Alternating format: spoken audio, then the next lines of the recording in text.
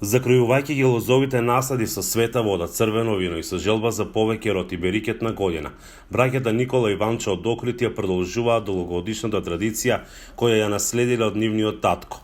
Со нивните пријатели го одбележаа празникот Свети Трифун, светец за кој се смета дека е заштитник на лозјата и овошките. Виновиот насад припаѓаше нашиот татко, 45 години ја продолжуваме и се трудиме да продолжиме традицијата. Ова не е официјално втора година традиционално кај што го обележуваме Свети Трифун. Па имаме околу 2500 метри квадратни лозови насади. Производството од само наше лози е околу 2,5 тона годишно.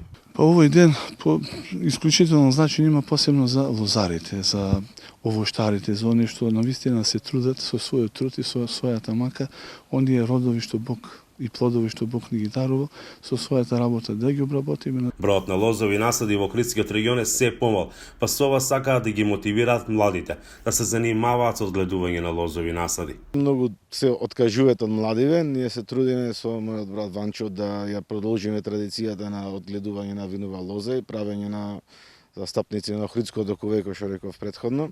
За да не изгубиме дел од традициите, пак се тие спомени поминати во лозје и нашето детство и се надеваме ќе покушаме да мотивираме и други млади луѓе да ја сватат љубовта на виното и лозјето и природата. Минатата година отвориле и семена винарија каде се произведуваат автохтони вина од овој крај. Годинава произведе 4000 шишиња вино. Традицијата на производство на вино кај нас е долги години. Сега со брат ми успеавме да ја модернизираме малку. Користиме по вакви иноксни садови, користиме и преси, не користиме хемикали, значи природноста на виното ни е од есенцијално значење и начинот на производство се разликува од порано, бидејќи порано имавме едни постари бочки кои што се користеа долги години.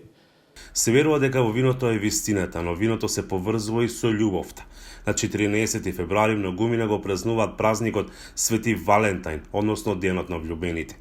Иако во Македонија помладата популација посветува повеќе внимание на овој празник, отец Димче има свое објаснување за ова. Тоа е некој додаток кој што доаѓа и кој што не е својствен за нас. Мислам, љубовта треба секој не само да ја славиме, туку треба да ја живееме, да ја практикуваме постојано. Секој миг, секоја секунда во нашиот живот треба да исполнета со љубовта.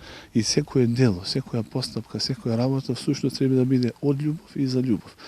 На тој начин апсолутно нема потреба ние да извојуваме посебен ден за љубовта. Од Охрид за Гласот на Америка, Мики Трајковски.